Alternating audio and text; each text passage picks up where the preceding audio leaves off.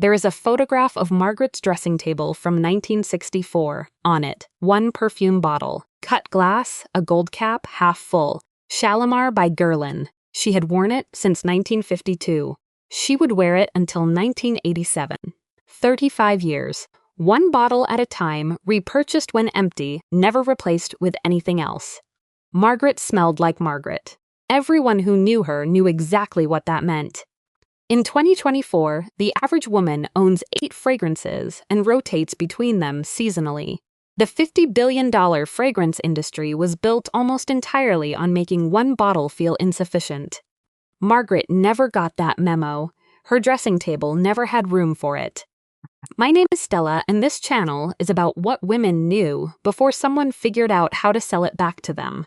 Subscribe before number 1. Number 1 is the technique the fragrance industry has spent the most money making you believe you don't need. We're almost there. Number 8. They chose one scent, and they kept it. Margaret did not browse fragrance counters. She did not sample. She did not own a collection. She found her scent in 1952. A friend was wearing it. She liked it. She bought a bottle, and that was the end of the decision. Shalimar. Forever. The bottle on the dressing table in 1964 was the same scent as the bottle in 1952 and the bottle in 1979. The label changed slightly over the decades. The liquid inside did not change what it meant. It meant Margaret. The fragrance industry's most profitable invention is not a scent. It is the concept of the fragrance wardrobe. The idea, introduced aggressively through the 1980s and 1990s, that a woman needs a different scent for day and evening, for summer and winter, for work and weekends, for the version of herself she wants to project in each context. The average woman now owns 8 bottles. She uses 3 regularly. She finishes none of them. The industry's internal research has consistently shown that fragrance longevity, the feeling that a scent is still interesting after repeated wearing, drops sharply after 6 months of regular use. The solution the industry sells is a new bottle. The solution Margaret had was a scent she had worn for so long it had become indistinguishable from her own skin. That is not a problem. That is the point. Number 7. The Vaseline base. Before anything else went on, Margaret pressed a fingertip of Vaseline onto each pulse point, a trace, just enough to feel slightly tacky. Then the perfume over the top, one spray or one dab, directly onto the Vaseline. She had learned it from her mother. Her mother had learned it from her mother. Nobody called it a technique. It was just what you did before you put your scent on. Fragrance molecules bind to oil. The lipid layer of the skin holds scent longer than bare skin because the molecules have something to cling to rather than evaporating directly into the air. Vaseline, petroleum jelly, creates that layer artificially on pulse points where the skin is thinner and body heat is highest. The combination of heat and the lipid base extends the longevity of the fragrance by several hours. The long-lasting fragrance market, sprays, oils, solid perfumes, layering products, is worth over $8 billion globally. Every product in that category is solving the problem that a 10-pence trace of Vaseline already solves. Margaret never ran out of perfume early. She never needed a top-up bottle for her handbag.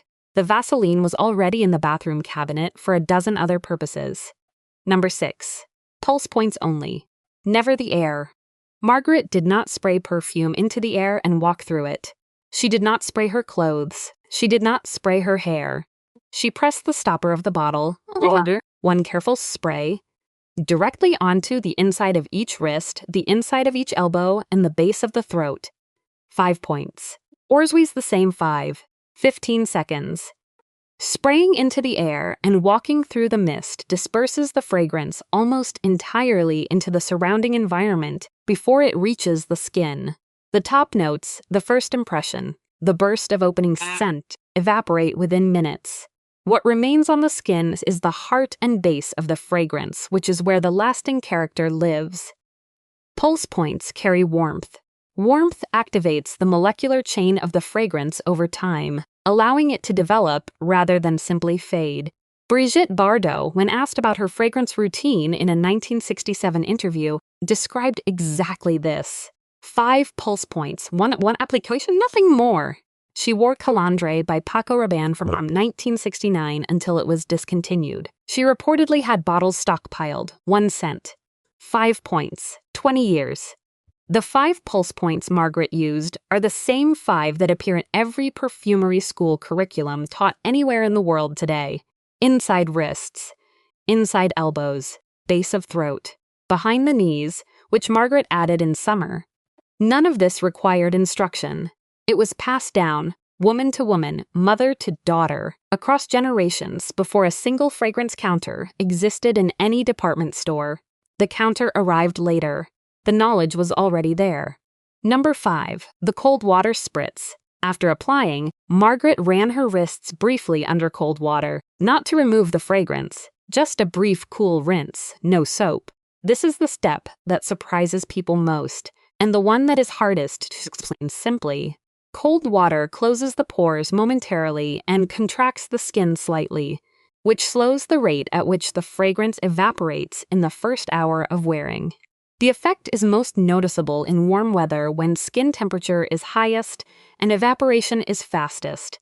It is the difference between a scent that announces itself loudly for 40 minutes and then vanishes, and one that stays quietly present for the whole day. There is no product category for this. It cannot be bottled or sold. It is cold water from the tap and 10 seconds of patience. The fragrance industry does not mention it. It would not benefit from mentioning it. Margaret did it every morning without knowing why it worked. She just knew her perfume lasted until she took it off at night. Number 4, they never rubbed their wrists together. This is the habit almost no one has stopped doing, and almost no perfumer in the world recommends. The wrist rub. Pressing the wrists together after applying fragrance and rotating them against each other is so universal it appears in every film, every advertisement, every depiction of a woman applying perfume made in the last 60 years. It is also, by the consistent account of every master perfumer asked about it, the single most effective way to destroy the top notes of a fragrance before they have a chance to develop. The friction generates heat and pressure that crushes the aromatic compounds responsible for the opening of the scent. What remains after a wrist rub is a version of the fragrance that has skipped its first chapter. The heart notes arrive early, slightly flattened. The progression the perfumer intended, the story the fragrance was designed to tell over 4 to 6 hours, is compressed and blunted in the first 10 seconds of application. Margaret never rubbed her wrists. Nobody on her street rubbed their wrists. The gesture became fashionable somewhere in the 1970s, possibly from watching models do it on television. It was never correct. It is still almost universal. A 1990s study by fragrance house IFF found that wrist rubbing reduced detectable top note intensity by up to 40% in the first 15 minutes of wear. The finding was published, circulated within the industry, and quietly set aside. The gesture was too embedded in advertising to correct. It still appears in every perfume campaign made today. Every single one. The women who never did it, Margaret and everyone on her street, had better smelling perfume every morning as a direct result. Number 3, 1 application. Morning only. Margaret applied her fragrance once. In the morning, at the dressing table. That was it. No top-up at lunch, no bottle in the handbag, no evening reapplication before dinner. 1 application, correctly placed on the Vaseline base, lasted the day. The idea of a fragrance wearing off before evening was not something she encountered. Her technique prevented it. The travel-size fragrance market, miniatures, rollerball applicators, purse sprays, is worth over $3 billion globally. It is built entirely on the premise that fragrance requires top-up during the day. The Vaseline base and the pulse point application between them eliminate the need for top-up. 1 product, correctly applied morning only. The miniature bottle in the handbag is a product that solves a problem the correct technique removes. Margaret's handbag contained a handkerchief and a lipstick. There was no room for a miniature. There was no need for one either. Number 2. They stored it correctly. The bottle on Margaret's dressing table was not on the windowsill. It was not in the bathroom. It was in the drawer of the dressing table, lying flat, away from light and heat, the stopper pressed firmly in. She brought it out each morning, used it, put it back. Every time. Fragrance degrades with exposure to light, heat, and air. Ultraviolet light breaks down the aromatic compounds. Heat accelerates oxidation. Air entering through a loose stopper allows the most volatile top notes to evaporate even when the bottle is closed. A fragrance stored on a sunny windowsill will degrade noticeably within 3 months.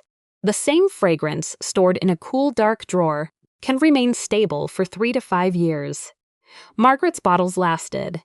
The scent in the last quarter of the bottle smelled the same as the scent in the first. She had not lost anything. She had simply put it back in the drawer. Number 1.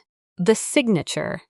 This is the habit the fragrance industry has spent the most money dismantling, not through advertisings against it, through advertising that replaces it without naming it. The concept of the signature scent, one fragrance worn consistently enough that people associate it with you specifically, permanently, involuntarily, is the most powerful thing a fragrance can do.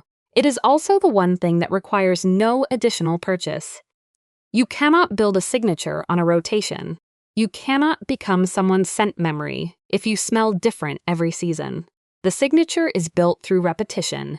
Repetition requires only one bottle. Coco Chanel wore number 5 for 60 years. Marilyn Monroe wore it to bed and nothing else.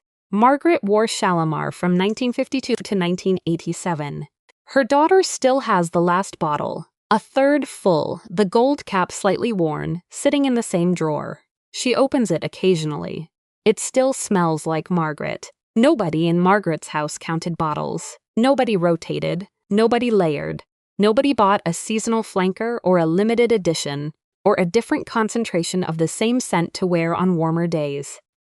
Margaret had one bottle. She put it back in the drawer every morning. She smelled like herself for 35 years. That is what the industry replaced with 8 bottles and a wardrobe system and a rollerball for your handbag. Pick one thing from this list. Put the Vaseline on tonight before your perfume. Come back in the comments and tell me what happened.